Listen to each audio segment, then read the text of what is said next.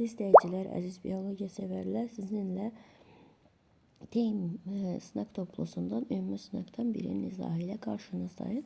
Başlamamızdan ilk öncə kanalımıza abunə olmayı, bəyəndiysə bəyən butonunu basmayı xahiş edirik. Qapalı şüşə qab altında yerləşdirilmiş canlılar müəyyən zamandan sonra məhv olur. Aşağıdakı verilən deyir, hansı canlı verilən mühitə əlavə etsək canlının ömrü uzanar. Burada canlının ömrünün uzanması üçün mütləq bura fotosintez edən bir orqanizm daxil etmək lazımdır ki, burada oksigen olsun. Fotosintez edən orqanizmlərdə erkək qırı və yaşıl yosundur. Ona görə də cavabımız olacaq burada B variantı. Sonra verilən genotiplərin hansında crossover'in baş verməsi qametlərin say müxtəlifliğini çoxaltmaz. Homozigot orqanizmlərdə qametlərin say müxtəlifliyi çoxalmaz. Bu da D variantına uyğun gəlmiş olacaqdır. Bərabər sayda nukleotidi olan DNT molekulunun zəncirində olan nukleotidlər verilmişdir. Hansı DNT ərimə faizi ən aşağıdır? Ümumiyyətlə yadınızda saxlayın ki, ərimə faizi aşağı deyirsə, deməli burada rabitələrin, yəni hidrogen miqdarı çoxdursa və hidrogen rabitəsinin miqdarı çox olduğu üçün qırılma prosesi az baş verir. Nəticədə ərimə faizi də aşağı olur. Hidrogen rabitəsi bilirsiniz ki, adenin ilə timin arasında 2, guanin ilə sitozin arasında isə 3 qat rabitədir. Biz etmək ki, guanin ilə sitozin ümumi faizin yarısından çoxunu təşkil etsin. Y variantından görürsünüz ki, guanin ilə sitozin ümumi faizin 4/3 hissəsini təşkil edir. Ona görə də Y variantını götürürük. Hansı bənddə uyğunluq pozulmuşdur? Deməli, mexaniki örtücü, deməli, bitki toxumlarının yaranması. İlk bitki toxuması mexaniki, örtücü, ordovik dövründə baş verib. Yəni, bu düzgündür. İlk iynə yapraqlı bitkilərin yaranması daş kömür dövründə. Bəli, bu da düzdür. Çiçəyin meydana çıxması təbaşir dövründə meydana çıxıbdır. Sonra dişlərin ixtisaslaşması Perm dövründə baş verib. Bəli, Arxipteryx meydana Jura dövründə meydana çıxıbdır. Ona görə amma burada tiras yazılıb, ona görə də burada uyğunluq pozulub Y variantında. Sonra deyir, eyni geoloji dövrdə meydana çıxanları seçin. Burada bənzərkeşli balıqlar çıxıb Devon dövründə. Qarşısına əlbinin baş hərfini yazaq. Devon dövründə. Sonra çox ayaqlılar da Devon dövründə yaranıb. Sonra stegosefallar. Bu da Devon dövründə yaranmışdır. Xarici iskelet Kembridə yaranmışdır. Cücələr uçan forması daş kömür dövründə yaranmışdır. Daş kömür. Deməli, bizdən də eyni dövrdə soruşduğuna 1, 2, 3. Bu da C variantına uyğun gəlmiş olacaqdır. Sonra keçirik 4-cü sualımıza. 6-cı sualımıza. 6-cı sualımıza nə soruşur? Aşağıdakı cədvələ əsasən X, Y, Z, K canlı və onların əmələ gələn döllərin əlamətləri verilmişdir. Buna görə verilən əlamətlərə əsaslanaraq cədvəldə minimum neçə fərqli növ olduğunu söyləyə bilərik. Yadınıza saxlayın ki, müxtəlif növlər bir-biri ilə dölsüz olur. Burada eyni növlərsə döl əmələ gətirir. Burada döllü nəsil əmələ gətirdiyindən bu Q ilə K döllü nəsil əmələ gətirib, K ilə Y döllü nəsil əmələ gətirib. Deməli, burada Q, K, bir də Y. Onlar birdir. Digərləri baxsa, Y ilə X dölsüz olub, X ilə Z dölsüz olub.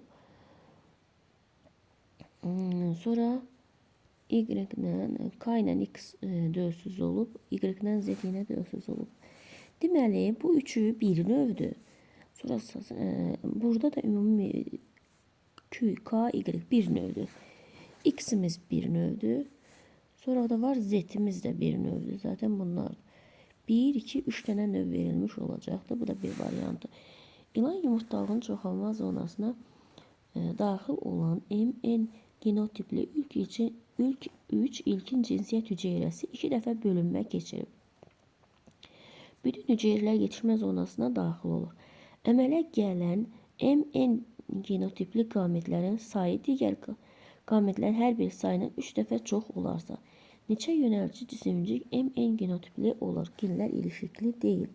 Ümumiyyətlə, çoxalma zonasına daxil olubsa, burada mitoz yolla çoxalıbdır. Mitoz yolla 3 dəfə çoxalıbsa, deməli 3-dən yaranacaq, yadınızda saxlayın. 3-dən yaranacaq 6, 6-dan da nə yaranacaq? Yaranacaq 12. 12 dənə hüceyrə əmələ gəlmiş olacaqdır. Və 12 hüceyrədə 4 tip qamet verəcək. Buradan elə buradan. 12 dənə hüceyrə yaranacaq və 12 hüceyrə 4 tip qamet verəcək. Yazaq buradan M, N, bir de büyük N, küçük N. Burada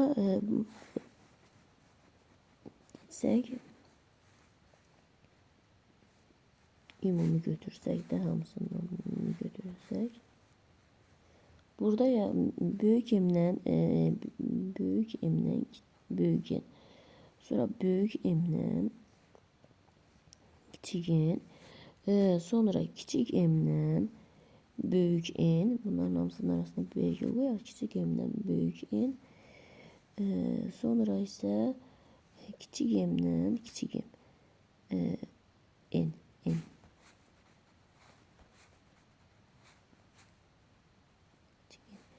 N. Burada 4 tip qamet əmələ gətirdi. Və 3 dəfə çox yönəltici cisim yarandığına görə burada bizə nəsə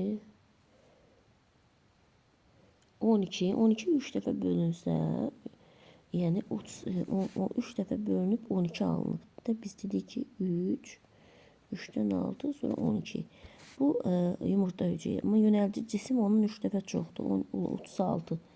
36 hüceyrədə hər bir hüceyrədə 3 dəfə çox dediyi üçün 12 oradan da 12 qamet büyük N'dən 12 qamet kiçik N büyük M büyük N'dən 12 qamet kiçik M büyük M'dən 12 qamet büyük M kiçik N'dən 12 qamet də kiçik M kiçik N'dən olmuş olacaqdır.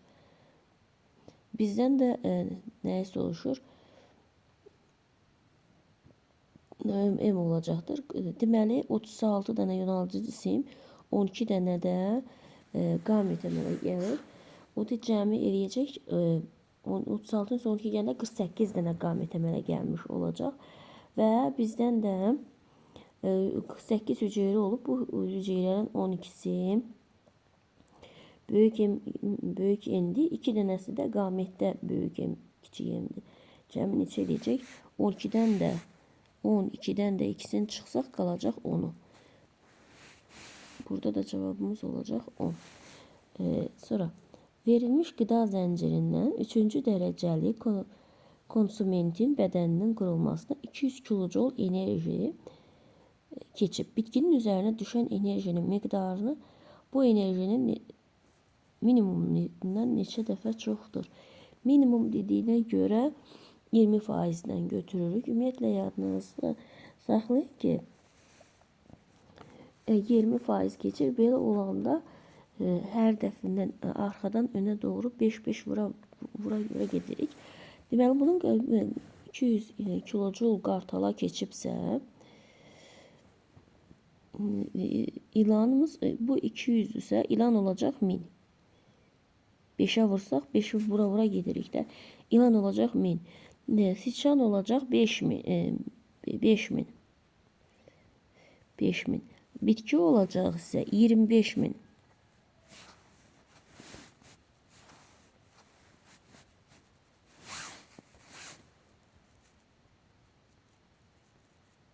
25 min. Ancaq biz 25 min götürəcəyik? Xeyr, götürməyəcəyik. Nəyə görə ki? Çünki bitkilər üzərinə düşən enerjinin 1%-ni 25 mində 100-ə versək A variantını almış olacaq. Sonra hansı fenotipli qan qrupuna malik ana ilə atanın nikahından doğulan uşaqların heç biri valideynin qan qrupu ola bilməz.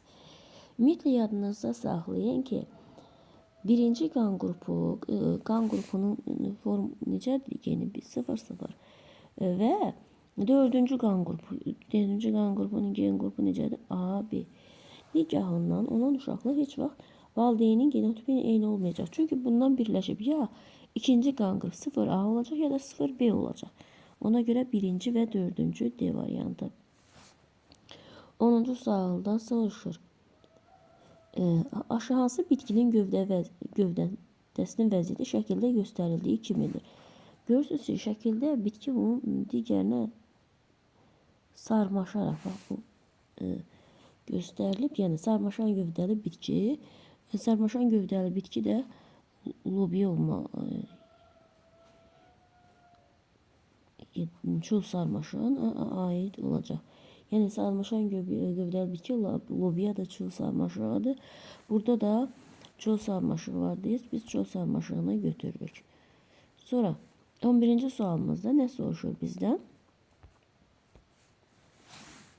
Pozaq buradan yer olsun. Buradan istifadə eləməyə.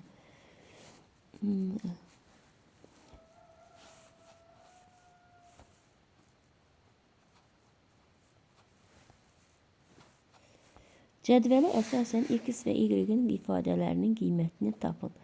Başlanğıc bakteriyanın sayı X. 1 saat bölməyə məruz qalan maksimum fərd 28, 2 saat sonra əmələ gələn fərd sayı Y.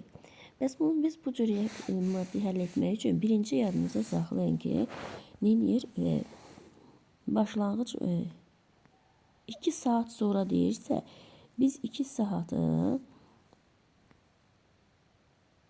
əmələ gəlin. Biz bilirik ki, bir saatda 3 bölünmə baş verir. 3 bölünmə baş verir. Bir saatdan 3 bölünmə baş verdiyinə görə, yəni 20 dəqiqədən bir bölünür də. Bir bakteriya götürsək, tutarım ki, bir bakteriya 1 saatda bölünəcək, 2 bakteriya əmələ gətirəcək. 1 saat, bir bakteriya götürmüş olsaq, ikisi bölünüb neynəcək? 4-ün əmələ gətirəcək, 4-ün əmələ gətirəcək və üçüncüdə isə 4-ü bölünüb 8 əmələ gətirəcək. Burada bölünməyə məruz qalan bakteriyaların 2-dən, bölünməyə məruz qalan bakteriyaların biz bilirsiniz də, sonda əmələ gələn bakteriya başlanğıcı çıxır. Sonda əmələ gələn bakteriyamız neçə idi? 8 idi. 8-dən də başlanğıcı 1-i çıxsaq, eləyəcək 7. Yəni 1 saat ərzində bir bölünməyə bir bakteriyadan 7 dənə hüceyrəsi, yəni bölünməyə məruz qalır. Fərd sayı bölünməyə məruz qalır. Onda buradan tapaq görək ki, bu 28 neçə dənə hüceyrənin? Demək, 28 dənə hüceyrə bölünməyə məruz qalıbsa, neçə dənə hüceyrədən başlanğıc götürmür bilmirik. X yazırıq. Amma bilirik ki, 7 dənəsi bölünməyə məruz qalanda 1 dənə hüceyrədən başlanğıc götürüb. X-imiz də buradan bərabər olacaq 4. Yəni 4 dənə hüceyrədən başlanğıc götürmüş, yəni bakteriyadan başlanğıc götürüb. Bizə nə soruşur? 2 saatdan sonra. İndi başlanğıc hüceyrəmizin sayı məlum, vaxtımız məlum. Buradan da başlanğıc bakteriyamızın sayı oldu 4. Buradan da n bərabərdir. N 0 vurulsun 2 üstü t bölünsün 20 düsturundan digərlərində yazacağıq. Buradan n0 başlanğıc tapdıq 4 vurulsun 2 üstü 2 saat dediyinə görə 2 saatı 20'ye bölüb elə yazacağım. Yox. 2 saat 120 dəqiqədir. 120 dəqiqəni də 20'ye bölsəm 2 üstü 6. O deməkdir ki 4 vurulsun 60. 4 vurulsun 2 üstü 6 64 eləyir. Bu da bərabər olacaq 256'ya. Deməli y-imiz də oldu 256. 256 ilə 4'ü hesablasaq 260 etmiş olacaq. Bu da D variantına uyğun gəlmiş olacaqdır. İndi keçək növbəti sualımıza. 12-ci sualımızda nə soruşur? Ana bətnində 2 qız bir oğlan olmakla 3 döl ciftin içərisindədir. Bu əkizlərin əmələ gəlməsinə iştirak edən X xromosomlu qametlərin Y xromosomlu qametlərinə nisbəti necədir? İkisi qız və bir oğlan 3 əkiz. İkisi qız 3 əkiz 2 dölün içərisindədir. Deməli qızlar nədir? Bunlarda qızlar eyni qametlidir. Yəni bir dənə qametli qız əkiz olan qızlardır. Yəni qızlar eyni bu qızlardır və bir dənə də oğlan da heteroqametli X, Y. Bizdən də soruşur ki, X-in Y-ə nisbəti. Bax, buradan baxsaq, bu qametlərdən yaranda qız X-ilə, oğlan isə X, Y-ilə. 1, 2, 3. 3 dənə X-imiz var. Bir dənə də Y-imiz. Bir dənə də Y-imiz. 3-ün 1-ə. Bu da D variantına uyğun gəlmiş olacaqdır. Sonra növbəti sualımızda, 13-cü sualımızda nə soruşur? Bizdə verilmiş sxemdə hansı rəqəmlə verilmiş insan qan qrupu heterozigot olduğunu mütləq söyləmək olar. Diqqətlə sxemə baxırıq. Bu sxemdə görürük ki, insan deməli A ilə B ilə A birləşir.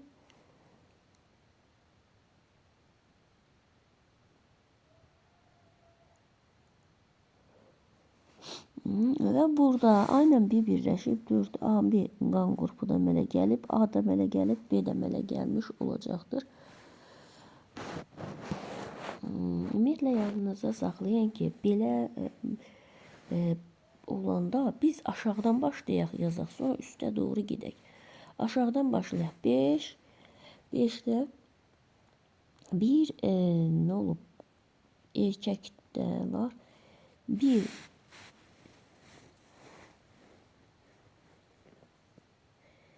erkəklərdə BKB, bir də 5'də erkəklərdə bu B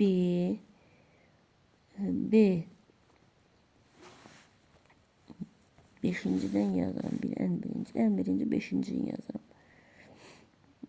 5-ni yazıram. Erkəklərdə bu B də ola bilər. B 0 da ola bilər. Yəni mütləq şəkildə deyəmərik. Burada da isə dördüncüdə isə A 0 A da ola bilər.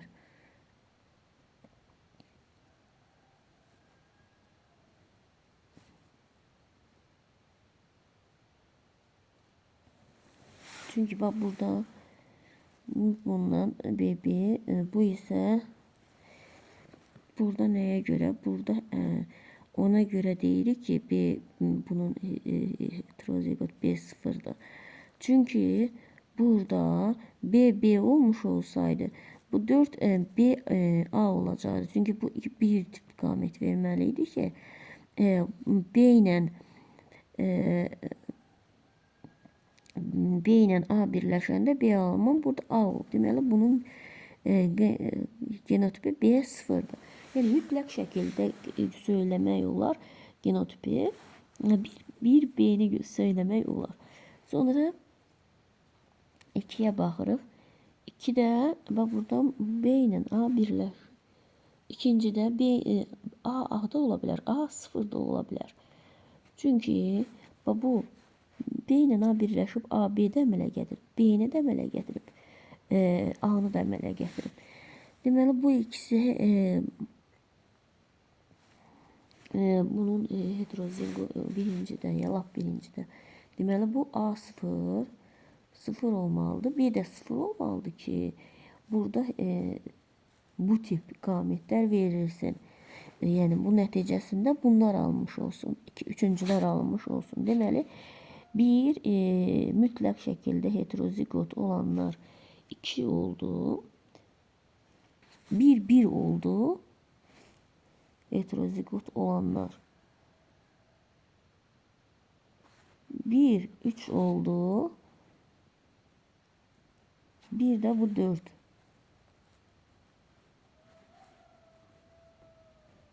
4 olmuş olacak. Bunda cevabımız olacak 13'te A variantı. Bir de deyirəm, aşağıdan yuxarıya doğru gedirik. Burada A, B götürülüb. A, B götürülübsə, yadınızda burada A, B götürülüb. A, B götürülübsə, A ayrı, B ayrı götürülübsə, deməli bu B mütləq şəkildə B sıfırdır. Çünki B sıfır olmasaydı burada A sərbəst alınmazdı. A, B alınmalıydı.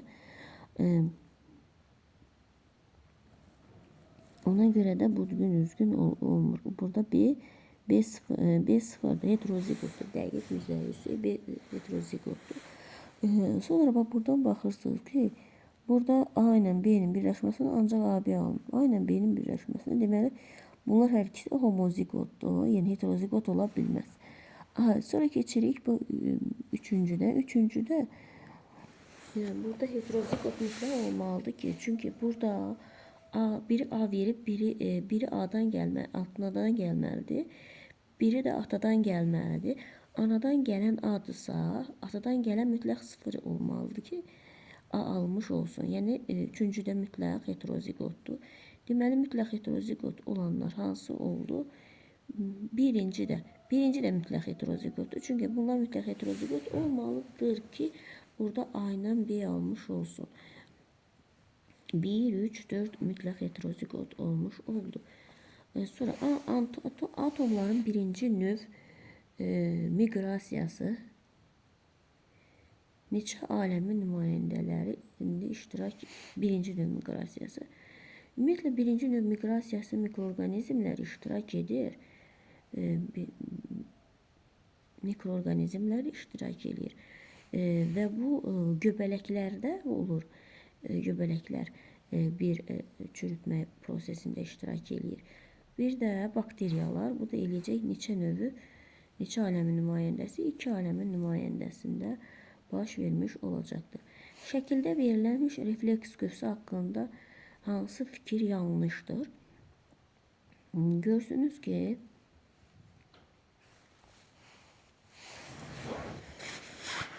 X'de ışık gıcıklandırıcıları X yadınıza saxlayın ki X reseptor sahədir.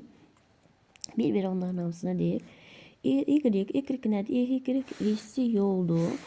Z mərkəzdir. M hərəkidir. N isə işçi orqandır. Yanlışdır. Yanlış olanları seçəcəyik.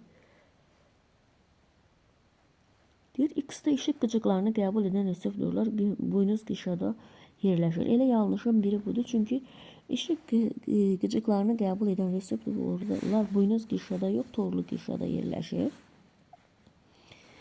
Sonra Z'nin tərkibində həm boz, həm də ağ maddədən rast gəlinir. Z'yə dedik nə? Z'yə dedik ki, mərkəz. Bəli, bu düzgündür. Mərkəz isə həm boz maddə, həm də ağ maddəyə rast gələ bilərik. M hissi neyron aksondan təşkil olunmuşdur. Biz M-ə nə dedik? Biz M-ə dedik hərəki. Hərəki yolda hissi neyronun aksonu ola bilməsi ilə biri də 3 olacaq. Sonra Y sadə refleks iştirak etməyir. Y hissi yoldur. Hissi yol isə bütün sadə reflekslərdə hissi və hərəki neyronlar iştirak edir. Elə cavabımız bir də bu 4 olmuş olacaq. Yekunda cavabımız 1, 3, 4. Bu da B variantı. Sonra 16-cı sualımızda 16-cı hansı cədvəldə X plus, Y plus, Z plus K ifadəsinin qiymətini tapın. Boyun fəqərələrinin sayı. Yadınızda saxlayın, boyun fəqərələrinin sayı 7-dir. Qan qruplarının sayı şimpanzədə. Şimpanzədə insan qan qrupu kimi 4-dür. Sonra qabırğalarının sayı, şimpanzənin qabırğasının sayı 26-dır. Omma fəqərələrinin sayı 5-6'dır. Bizdə də omma fəqərələrinin minimum sayı. Minimum sayı dediyinə görə 5 götürürük. Yəni bunlar bir-birindən toplasaq eləyəcək 42 A variantı. 17-ci sualımızda zambaq çiçəklər fəsiləsinin nümayəndələrinin. Zambaq çiçəklər fəsilət çiçəklər iki qat yanlığına malikdir. Zambaq çiçəklər fəsiləsi birləpərlər sinfinə aiddir. Birləpərlərdə iki qat yanlığı olmur.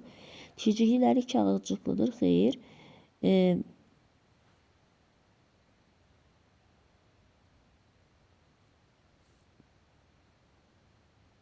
Yox, zambaq çiçəklər zambaq çiçəklər fəsiləsi nümayəndəsi üçün nümayəndəsi.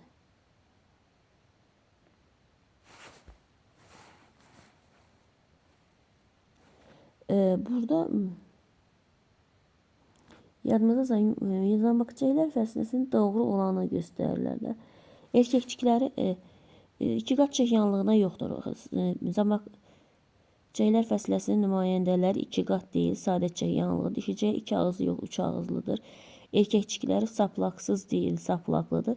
Meyvəsi qutucuq deyil, meyvəsi gilə meyvə olanlar da vardır. Yumurtacıq sayı dişicik sayından çoxdur. Bəli, çox toxumlu olduğuna görə yumurtacıq sayı dişicik sayından çoxdur. ATV molekulunda olan fosfat turşusunda makrologik rabitənin cəmi 25-dirsə, fosfat turşusu və makrologik rabitənin cəmi toplanan enerji neçə kilojoule olar? Bir ATF molekulunda yadınızda saxlayın. Bir ATF molekulunda ATF-də deməli 2 dənə makrologik rabitə var, 3 dənə fosfat turşusu qalı var. Cəmi 5 dənədir. Bizdən də 25 dediyinə görə 25-i bölürük 5-ə, eləcək 5 dənə. Deməli 5 dənə bizim ATF-miz var. Və bu yüzden deyir ki, toplanılan enerji və onun toplanılan enerji isə bir ATF-də 80 kilojoule enerji toplanmış olur. 5-i də vuracaq, 80 eləcək 400. Bu da B variantı. 2 dənə makrologik rabitə var mı? Hər rabitədə 40 kilojoule enerji toplayır. Ona görə də toplanan dediyinə görə həmin o 80-i vurmuş olacaq 5-ə. Öz-özünə tozlanan çiçəkli bitkilərin endosperm hüceyrəsində xromosom dəsti 6N olarsa, endosperm 6N olarsa, mərkəzi hücrə hansı xromosom dəstinə malikdir? Deməli, bu 6N-dirsə, deməli, biz bilirik ki, adi halda həmişə mərkəzi hüceyrə bunu böləcəyik 3-ə. Mərkəzi hüceyrə 2N diploid bitkilərdə. Mərkəzi hüceyrə 2N, sperm isə N olur. Cəmi neçədən hüceyrə olur? 3 dənə. 6N-i bölək 3-ə, 6-nı bölsək 3-ə, eləyəcək neçə? 2. 2-nin də 2 misli mərkəzi hüceyrəni, 2-ni 2-yə vursak 4N. 4N-i mərkəzi hüceyrə olmuş olacaqdır. 11-ci sual. Lodrex yosunun qametlərində qamçı sporlarının və zoospor əmələ gəlməsi hansı bölünmə nəticəsində olur? Ümumiyyətlə yadınızda saxlayın ki, qametlər əmələ gəlir mitoz bölünmə nəticəsində. Qamçı sporlar zigotdan meyoz bölünmə nəticəsində yaralanır. Zoosporlarda yaranır mitoz bölünmə nəticəsində. Bu da Y variantından uyğun gəlmiş olacaqdır. 21-ci sualımızda nə soruşur? Verilən cədvəldə 4 fərqli canlı növündən olan DNT molekullarının timin nukleotlərinin sitozin nukleotlərinə olan nisbəti verilmişdir. Cədvəldə görə DNT molekullarının hansılar adenin timin arasında hidrogen rabitənin sayı guanin sitozin arasındakı hidrogen rabitəsinin sayına bərabər olacaq. Yadınızda saxlayın ki, adenin ilə timin arasındakı guanin sitozin arasındaki hidrogen rabitəsinin sayına bərabər olar. Bilirsiniz ki, adeninlə timin arasında 2, guaninlə sitozin arasında isə 3 olmalıdır. Bu halda ona baş verməli olsun ki, timinin sayı çox olanda hardasa bunlar arasında guanin sitozin arasındakı nöqtənin sayına bərabər olmuş ola bilər. Burada da timinin sayı harda çoxdur? Yalnız birdə. Baxırsınız burada ancaq 3 timin 2 dənə sitozindir. Amma digər hallarda isə timinin sayı azdır. Ona görə elə götürürük bir A variantı, yalnız biri. Qırmızı yosunlara aid olanı göstərin. Qırmızı yosunlara biz bilirik ki, qırmızı yosunlara aiddir. Bir Rodimeya, bir də porfira qırmızı yosunlara aid olmuş olur. A variantı laminaria ilə marksist isə qonur yosunlardır. Sonra kərtənkələnin döş fəqərələrinin sayı onurğa şöbələrinin sayından 3 dəfə çox olarsa, deməli kərtənkələ döş fəqərələrinin sayı onurğa şöbələrinin sayından 3 dəfə çox olarsa, döş fəqərələrinə aid olan döş qəfəsinə aid olan sümüklərinin cəmi neçə olar? Deməli, döş fəqərələrinin ümumiyyətlə 5 dədə şöbədən ibarətdir. Onurğası boyun, döş, bel, oma, bir də quyruq şöbəsindən ibarətdir. 5-i vururuq 3-ə eləyəcək 15. 5-i 3 dəfə çoxdur deyilən 15. Aldıq buradan 15-i tapdıq mı 15. Döş qəfəsinin sümükləri isə düsturu budur. 3n plus 1. Onda da eləyəcək 15-i vuraqsan 3-ə eləyəcək 45. Üstünə də 1 gələcək 46. Döş qəfəsinin sümüklərinin sayı olacaq 46. D variantı. Verilənlər həm emosiyaların yaranmasında, həm də idarə olunmasında iştirak edir. Yadınızda saxlayın ki, ümumiyyətlə emosiyaları yaradan və idarə edən alın payıdır. Bu da B variantına uyğun gəlir. Verilənlər neçəsi hepatit C virusun tərkibində olan nuklein turşusuna rast gəlinə bilər. Ümumiyyətlə yadınızda saxlayın ki, hepatit C virusu RNT tərkibli virusdur. Burada RNT olanları seçəcəyik. RNT olanlarda RNT'si hansı? Bir xloroplastda RNT var, mitoxondrində RNT var, bir də ribosomda RNT var. 3 dənəsində B. 26. Meyoz bölünmə zaman əmələ gələn hüceyrələrdə xromosom 2 dəfə azalmasına səbəb hansı mərhələdə baş verən prosesdir? Anafazada 1-də qütblərə bir xromatidli tam xromosomlar çəkilir və nəticədə 2 dəfə azalmış olur. Bu da C variantına uyğun gəlmiş olacaqdır. 27-ci sualda soruşur ki, uyğunluq pozulmuşdur. Deməli, üfleyin vərəqlərini və onların əmələ gəldiyi yerlər göstərilir. Ümumiyyətlə, bura diqqətlə, ektodermadan sinir sistemi bəli düzgündür. Endodermadan xorda düzgündür. Mezodermadan gözün torlu qişası, bax bu səhvdir. Gözün torlu qişası ektodermadan əmələ gəlib. Ona görə də C variantında uyğunluq pozulmuş olacaqdır. Sonra 28-ci sualımızda öz-özünə verilmiş sxemə əsasən x plus y ifadəsinə qiymətini tapın. Burada baxacaq kök hüceyrəsində xromosom sayı 24-dür. Mərkəzi hüceyrədəki xromosom sayı kök hüceyrəsindəki 24-dürsə kök hüceyrəsində saxlayın ki, diploid sayda, yəni 2n 24-dürsə 3n neçə olacaq? 36. 3n'imiz olacaq 36. Sonra endosperm mərkəzi hüceyrədə bir dəqiqə mərkəzi hüceyrə 2n olur, endosperm 36 olur. Mərkəzi hüceyrədə 24 olacaq. Ancaq endospermi 36 olacaq. Spermatozoid isə n sayda, yəni 12 olacaq. Yəni 24-ün üstünə 36, onun üstünə isə 24, üstünə gələrək 36, üstünə də gələcək 12-ni. Bunun da cəmi eləyəcək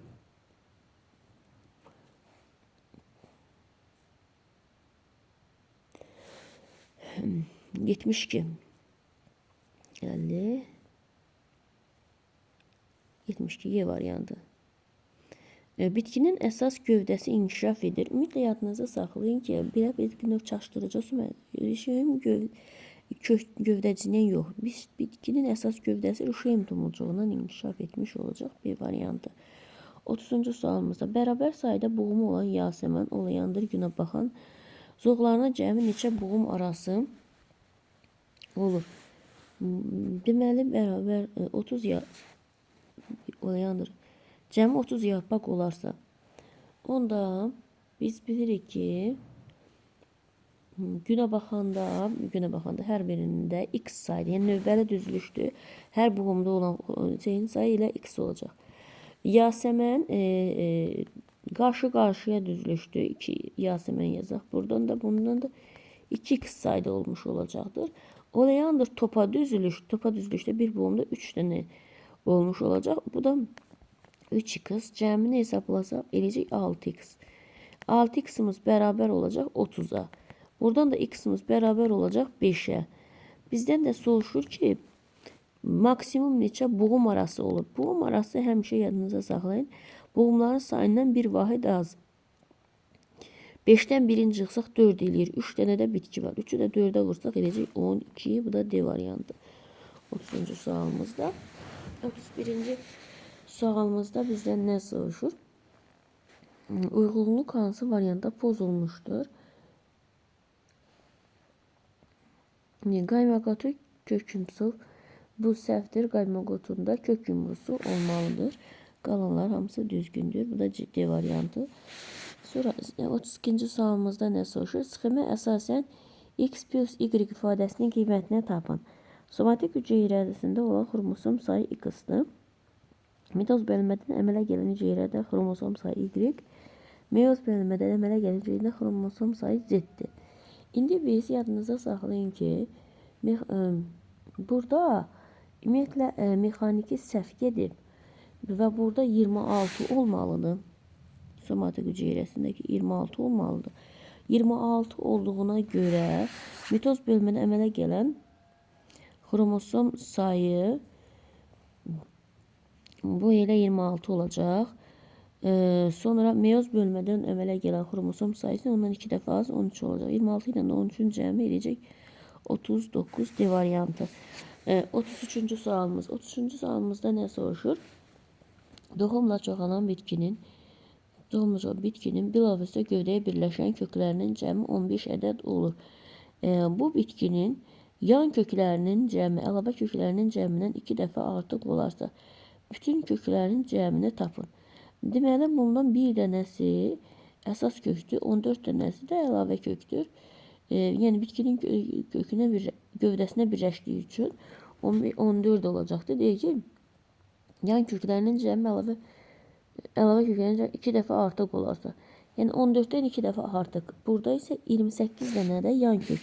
Deməli 14 dənə əlavə kökdür, 28 dənə yan kök və bir dənə də əsas kök. Bütün köklərinin cəmini dediyinə görə bu da eləyəcək Y variantı 43. Çünki 14'ün üstünə 28 gəlib, gəzəyəcək 42, bir dənə də əsas kök 43 ötmüş olacaqdır. 34-cü sualımızda. 34-cü sualımızda nə? Verilən yeraltı şəkildəşmə əmələ gəlməsində iştirak edir. Buna baxırıq kök yumrusudur. Kök yumrusu isə B variantı əlavə və yan köklərin iştirak edib. Oraqları anemiya xəstəliyinə görə daşıyıcı atanın nigahından dünyaya gələcək ilk 3 uşağın anemiya olma ehtimalını hesablayın. İlk 3 uşağın anemiya tutayım ki, birincində 4'də 1'dirsə, vururuq, sonra ikincində də 4'də 1 olacaq. Hər biri üçün ehtimal 4'də 1'dir. Üçüncüdə də 4'də 1 olacaq. Bunların da cəmi edəcək 4'ü 16, 60, 4'də 1. Üçüncü uşaq üçün ehtimal olmalı 64'də 1. Bu da D variantına uyğun gəlmiş olacaqdır. Sonra 36-cı sualımızda. 36-cı sualımızda bir dənədir. Xordallar tipinə aid olan canlılarla məşğul olmuşdur. Canlıların seleksiyası ilə məşğul olmuşdur. Yanınıza saxlayın ki, xordallar tipinə aid olan canlı seleksiyası ilə burada baxaq da bir. Krepçinkov balığın Astrobis tutipək qurdunun seleksiyası ilə burada tutipək qurdununa bu da B variantı tutipək qurdu çünki onurğasızlardır. Bizdə isə onurğalıların seleksiyasını İvanovla qoyun və donuz və qoyun seleksiyası ilə məşğul olub. Luisislə Muxtarin qoyunun seleksiyası ilə məşğul olub. Ona görə Astrov götürmüş olacaq. Çünki onurğasızların seleksiyası ilə məşğul olmuşdur. Şəkildə verilən hüceyrə orqanoid haqqında hansı fikir yanlışdır? Diqqətlə baxsız şəkildə verilib xloroplast. Xloroplastda isə bir yox, iki xloroplast. Xloroplast özünü törətmə qabiliyyətinə malikdir. Bəli, membranın cəmi 2 lipid cərgəsi var. 2 lipid yox, 4 lipid cərgəsi var. 2 lipid qatı var. Ona görə də elə cavabımız olacaq B variantı. Mikroorqanizm forma və quruluşu qidalanmasını öyrənən mikrobiologiya sahəsi hansıdır? Formasının quruluşunu öyrənirsə, burada söhbət ümumi mikrobiologiyadan getmiş olacaqdır. 39-cu sualımıza nə soruşur? Ertositlərin oksigen qazını özünə birləşdirməyə uyğunlaşması oksigenlə ertosinin birləşməsi artıq burada biokimyəvi uyğunlaşmadan gedir. B variantı. Beyin həcmi 1400 cm olan qədim insana aiddir. Beyin həcmi 1400 cm Neandertal. O da Neandertallar, onlar da mağaralarda yaşamış olur. Bu da Y variantına uyğun gəlmiş olur. Bu qədər diqqətinizə görə sağ olun. Beğenmeyi ve kanalımıza abone olmayı unutmayın.